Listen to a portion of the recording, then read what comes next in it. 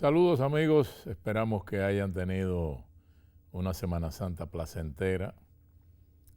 Yo me quedé en la capital y uno de estos días pasados, caminando por la zona colonial, me encontré con el querido amigo el doctor Juan Yadó, a quien ustedes conocen porque es colaborador de este programa, un experto en turismo y consultor.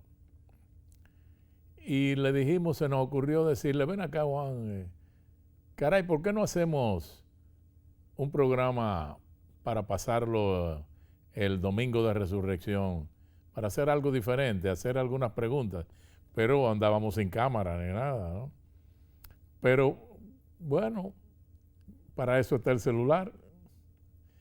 Y le hicimos las preguntas y con sus respuestas es que vamos a llenar hoy el espacio de este programa, que podríamos definir como especial porque se sale del estilo convencional. Como le digo, una entrevista grabada con el celular, sin trípode, ahí medio tembloroso, pero lo que importa es lo que dice. ¿Qué tratamos con Juan? Tratamos sobre las cenizas de Punta Catalina, tratamos sobre el convertidor de aire en agua de los israelíes, del hidrógeno verde y las futuras fuentes de generación, del Teatro Agua y Luz, del futuro de la minería en el país, de los camiones por el malecón y de otros temas. Así que después de estos comerciales vamos a volver con ese diálogo o a comenzar con ese diálogo con el doctor Juan Yadó.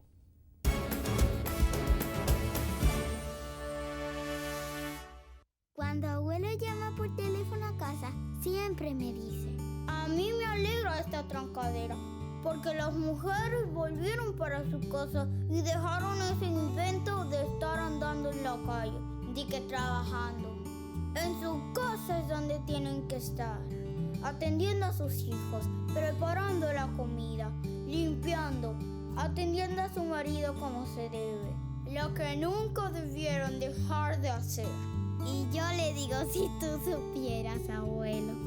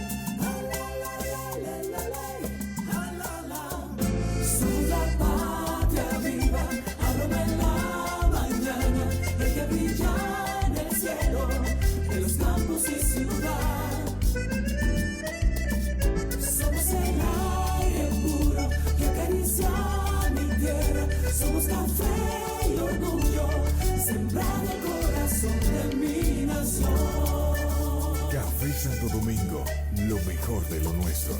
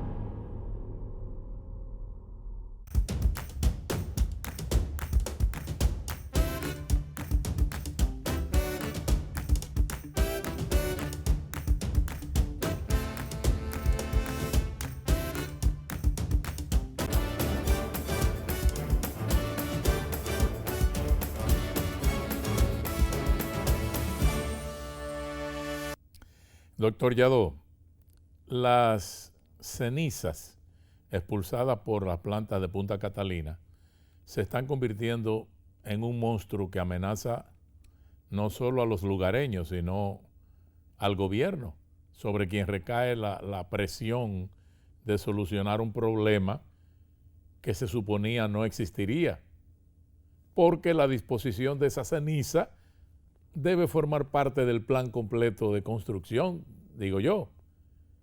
¿Qué se podría hacer para solucionar esto? Señor Ortiz, qué gusto verlo por aquí, por estos predios de la ciudad colonial.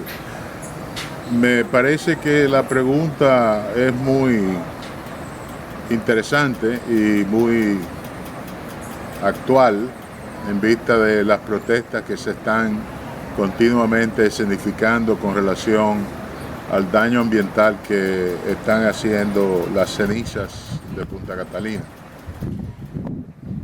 De acuerdo a un artículo que publicó el ingeniero José Luis Moreno San Juan, uno de los principales expertos que tiene el país en este tipo de asuntos energéticos, las cenizas que producen las dos turbinas de Catalina consumen alrededor de 6.200 toneladas métricas de carbón al día, diariamente. Y de esas 6.200 se puede presumir, él estima que eso produce unas 620 toneladas, un 10% de ceniza. Y además 66 toneladas métricas de sulfato de calcio, de yeso. Yo no soy ningún experto en esos asuntos, pero sí he leído en varias fuentes de que las cenizas pueden utilizarse y que pueden hasta venderse. De hecho, una vez las cenizas de Itabo se utilizaron para fabricar cemento y de acuerdo a el ingeniero Moreno San Juan es posible vender esas cenizas para fabricar cemento. Además tienen otros usos, como por ejemplo la estabilización de suelos y la elaboración de briquetas y bloques para vivienda. Lo que falta es que haya un plan de cómo transformar esa ceniza en bienes productivos. Lamentablemente hasta ahora parece que las autoridades no han podido poner en marcha ningún plan de esa naturaleza. Doctor, los israelíes han diseñado un convertidor de aire en agua, convierte el aire en agua, y han traído al país 2 unidades como parte de su programa de promover este invento que simplemente toma el aire del ambiente y lo convierte en agua. ¡Qué maravilla! Usted, a través de su columna en el periódico digital Acento, ha mostrado varias veces preocupación por la salinización del acuífero de las playas del este, que ya ha avanzado varios kilómetros. ¿Usted cree que ese invento israelí a gran escala podría ser la solución al suministro de agua de los hoteles playeros de la zona? ¿O cuál usted cree que sea la solución? Bueno, yo no creo realmente que eso pueda solucionar el problema del acuífero del este, el cual consiste en el agotamiento progresivo de ese acuífero y la intrusión salina que está sufriendo de manera alarmante, porque ya, por ejemplo, en las inmediaciones de Boca Chica y San Pedro de Macorís, la intrusión salina se ha detectado a 14 kilómetros de la costa, mientras que por Bávaro y por Punta Cana la intrusión salina, es decir, la entrada de agua salada al acuífero, lo cual daña el agua dulce que contiene el acuífero, se ha detectado a 6 kilómetros de la orilla del mar. En consecuencia, es urgente que las autoridades le pongan atención a ese gran problema nacional, porque si el acuífero se daña, y todo parece indicar que se está agotando progresivamente por el intenso uso de sus aguas que hace la industria turística va a sufrir. En el 2011, el INDRI le propuso a la directiva de Azonadores el usar plantas desalinizadoras para conjurar el problema del acuífero, pero los hoteleros no han puesto caso hasta ahora y el gobierno tampoco se ha empleado a fondo para que eso suceda. Esta tecnología que viene por medio de donaciones israelíes, no creo que pueda llevarse, según he leído, a una escala que pueda suplir todo el agua que demanda el litoral de Bávaro y Punta Cana, y mucho menos los proyectos futuros que se desarrollarán en el tramo costero que está entre Macao y Miches. Esa tecnología puede escalarse, es decir, puede suplir un pequeño pueblito adoptando la maquinaria necesaria, pero el turista promedio gasta 5 veces más agua al día que lo que gasta el habitante regular del país. Hay un consumo masivo en los enclaves turísticos de agua, y para conjurarlo es necesario optar por la desalinización, las plantas de desalinización. La segunda planta más grande de desalinización que existe en el mundo está en Aruba, que Aruba no tiene ríos y ellos se alimentan de agua dulce producida por una planta de desalinización. De manera tal que esto es algo que está pendiente y debe figurar entre las prioridades de las autoridades para asegurar el futuro competitivo de la industria turística. En uno de sus artículos recientes, usted afirma que el país debería abocarse a seleccionar futuras fuentes de generación de electricidad, que no son ni el carbón ni el gas natural, sino el hidrógeno verde. ¿Qué es eso? Y díganos si usted estima factible y a qué costo convertir las plantas de Punta Catalina para funcionar con ese combustible. Bueno, Freddy, en ese caso, yo alerté a la élite pensante del sector eléctrico al hecho de que nosotros estamos abocados a cometer un error tan grave como el que cometimos con la selección de carbón como la fuente energética de Punta Catalina. En el 2012, cuando el presidente Medina decidió que iba a ser carbón la fuente de energía o el combustible que iban a usar la planta de generación, habían recibido propuestas de otras empresas extranjeras para producir energía en Punta Catalina en base a gas natural, pero por las razones que fuera, y no quiero entrar en las razones, el gobierno decidió, las nuevas autoridades al tomar posesión en el 2012 decidieron que iba a ser carbón y decidieron irse a Brasil a buscar quien hiciera las plantas. El carbón, como todos sabemos, está en decadencia en todo el mundo porque es un combustible altamente contaminante, es decir, produce demasiado dióxido de carbono lo que contribuye a los gases de invernaderos y al cambio climático. Todos los países a nivel mundial están abandonando las plantas de carbón. En algunos países, como en Estados Unidos, donde se han cerrado más de 500 plantas de generación de electricidad en base a carbón, se ha optado por usar el gas natural, porque el gas natural es menos contaminante, mucho menos contaminante que el carbón. Pero es un gas, es un combustible fósil y produce contaminación.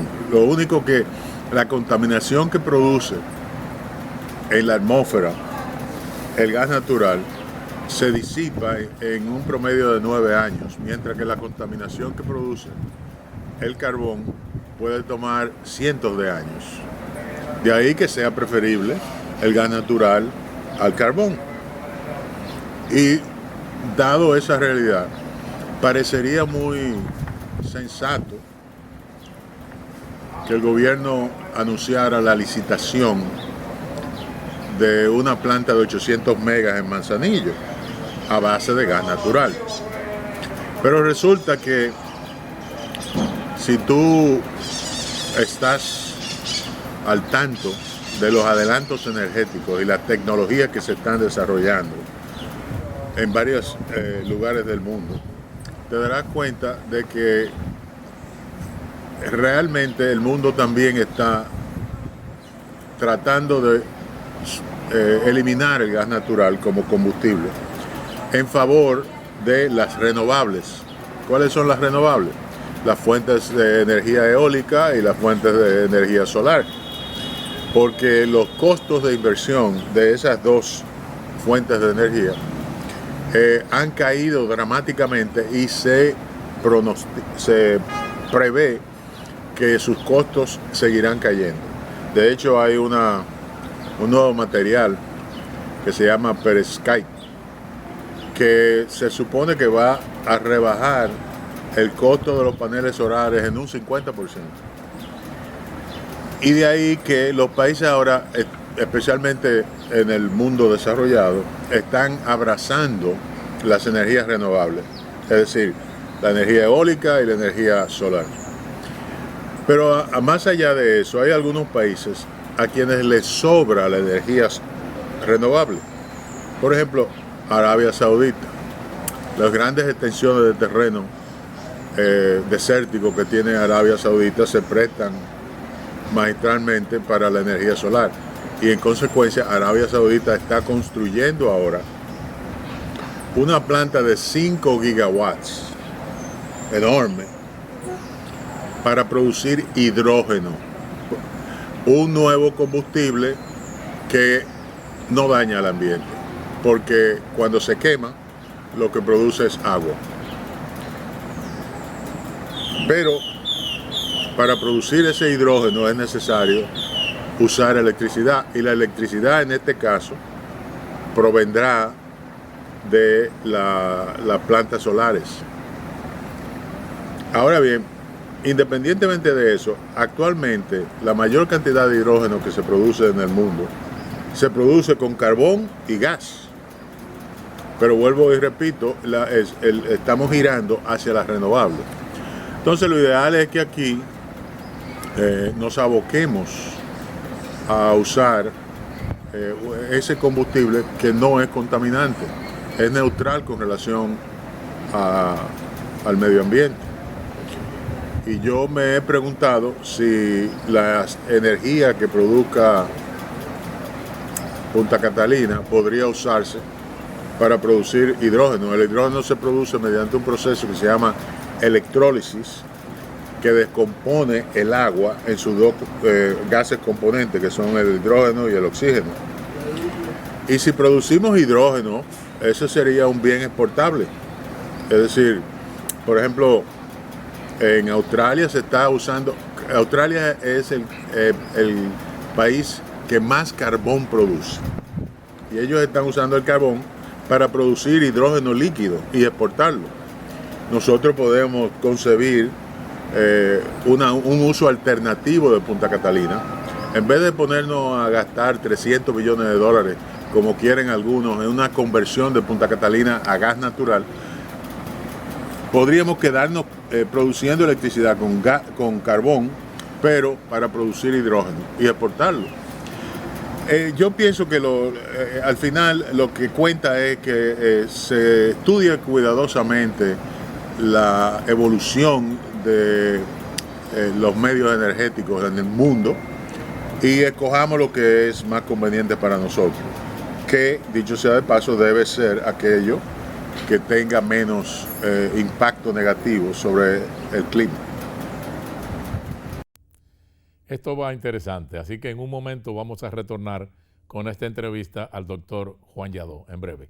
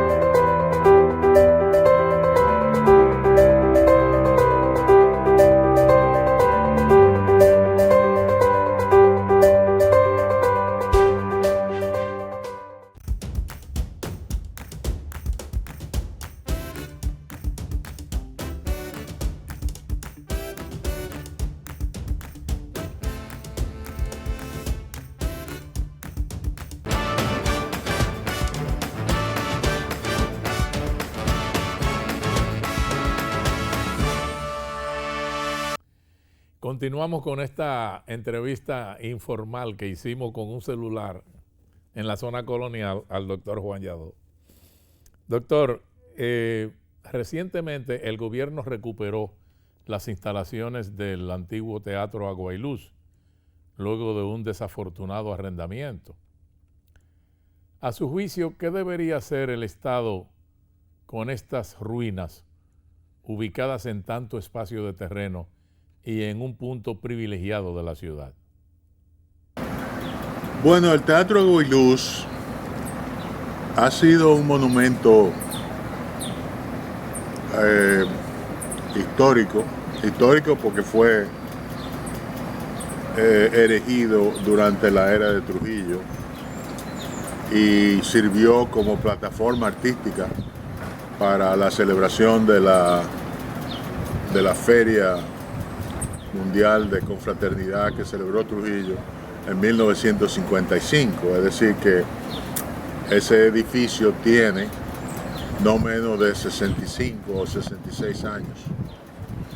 Sin embargo, el edificio, que funcionó muy bien en los pocos tiempos en que se usó durante la era de Trujillo, no ha tenido mayor utilidad desde entonces. Yo mismo, personalmente, fui a ver a Pablo Milanés en un concierto que él dio aquí hace unos años, pero por lo que veo en la prensa, es muy poco para lo que se ha utilizado ese edificio. He leído que recientemente las autoridades están empeñadas en reposeer el edificio porque hay una compañía que tenía la concesión de parte del Estado para hacer inversiones, remodelarlo y hacer hacer un hotel también ahí. Pero esa empresa no hizo nada, entonces incumplió con los términos del contrato. El problema básico yo creo que es un problema de mercado. Aquí la ciudad de Santo Domingo no produce suficiente demanda para espectáculos nocturnos que puedan ser rentables. Y lo que se vislumbra en el futuro es que no habrá demanda que pueda usar ese teatro en las noches, porque los visitantes que vienen a la ciudad, los visitantes extranjeros, que vienen de Bávaro y Punta Cana, vienen en excursiones diurnas. Duran 6 horas en la ciudad y luego se van a cenar a sus hoteles en Bávaro y Punta Cana.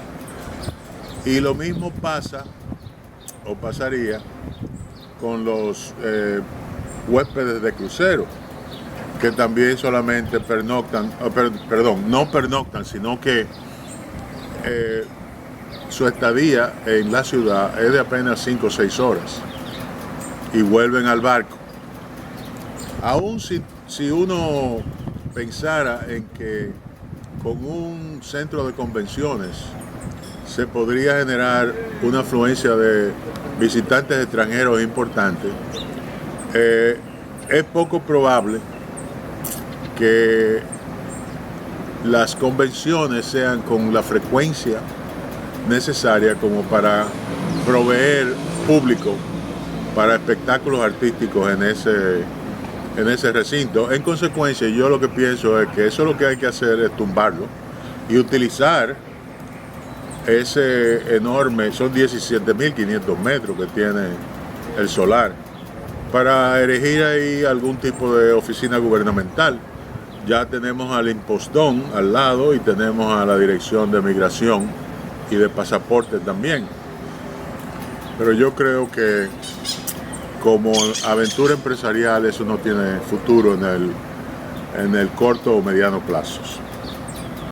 Con prácticamente frenado el desarrollo de Falcondo, que no tiene para dónde extenderse, y estancado el proyecto de extracción subterránea de oro en San Juan de la Maguana, ¿cómo ve usted el futuro de la minería en el país? Bueno, esa pregunta es muy importante porque uno de los recursos inexplotados más importantes con que cuenta el país es precisamente la minería. Nosotros tenemos una cantidad de metales que podrían ser explotados para beneficio y bienestar de la población, pero que lamentablemente están teniendo una serie de barreras que hacen imposible su explotación. Mayormente la oposición de los ambientalistas, en términos generales, hay algunos que no se oponen, pero en términos generales los ambientalistas creen que la minería es uno de los principales daños para el medio ambiente y desatan una furiosa oposición a cualquier proyecto que se le presente. Ese ha sido el caso de Loma Miranda, por ejemplo. Loma Miranda, el área total son 44 kilómetros cuadrados. Falcondo recientemente advirtió que solamente quería explotar 4 kilómetros. Es decir, de los 44 solamente 4. Pero el furor ambientalista paró en seco ese propósito, a pesar de que Falcondo tiene una concesión otorgada por el gobierno dominicano para explotar a Loma Miranda. Es decir, recordemos que el gobierno anterior le pidió al PNUD que hiciera un reporte sobre el asunto de Loma Miranda, y el reporte fue tan vago y tan indeciso que realmente no dijo una cosa ni la otra, pero el gobierno anterior se valió de eso para paralizar las obras de explotación de Loma Miranda. Tenemos un problema también ahí en San Juan. Hay una empresa, creo que se llama Unigold, que quiere explotar una mina de oro subterránea, y a mí como lego en ese asunto me parecería que la explotación subterránea tendría muy poco impacto negativo sobre el medio ambiente, pero sin embargo hay una oposición virulenta en contra de la explotación minera en esa área, que a mí me parece exagerada e injustificada. Pero también nosotros tenemos recursos en una franja que va desde San Juan de la Maguana hasta Dajabón y que se interna al territorio haitiano, una serie de otros recursos minerales que son explotables. En restauración, por ejemplo, hay oro, se ha comprobado eso.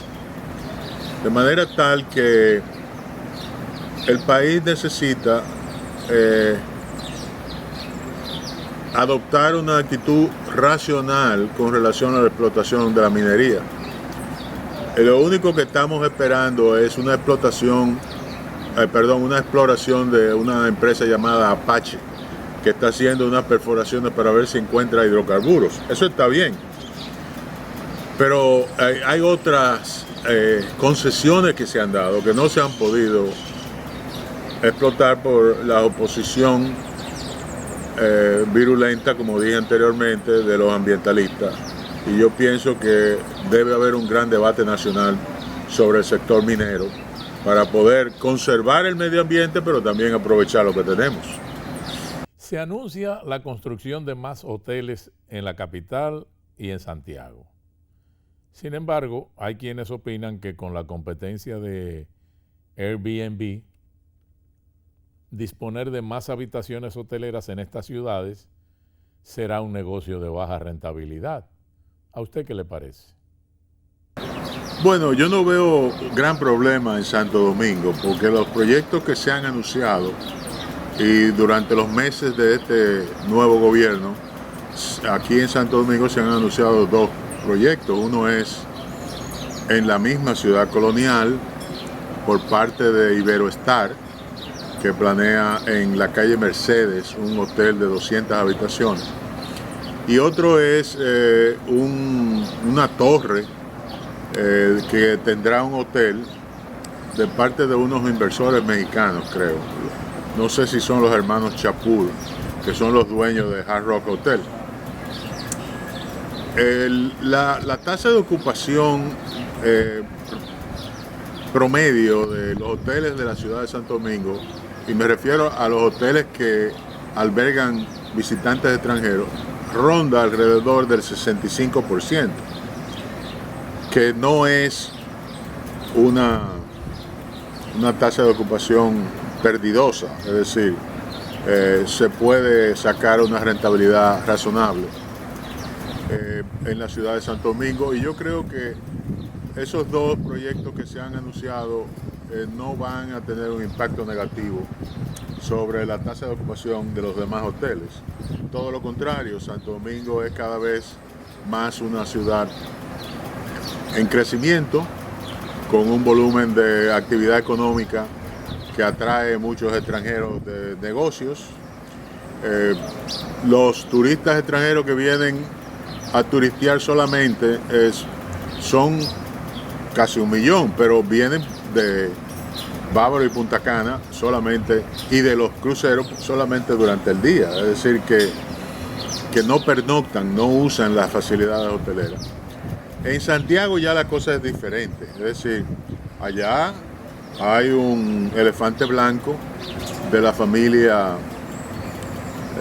de Huáscar Rodríguez, con más de 400 habitaciones, que no ha podido ser utilizado porque no hay suficiente mercado. Es una cuestión de mercado, y parecería como que en Santiago es donde debe ser, la inversión debe ser más cuidadosa, porque a menos que tenga una fuente de demanda de los servicios hoteleros muy asegurada, es poco probable que pueda ser rentable. Bueno, gracias al doctor Juan Lladó por concedernos esta entrevista informal, grabada con un teléfono, con la mano, al encontrarnos con él en la zona colonial de modo accidental en esta Semana Santa. Y a ustedes, amigos, gracias por su sintonía. Hasta la próxima.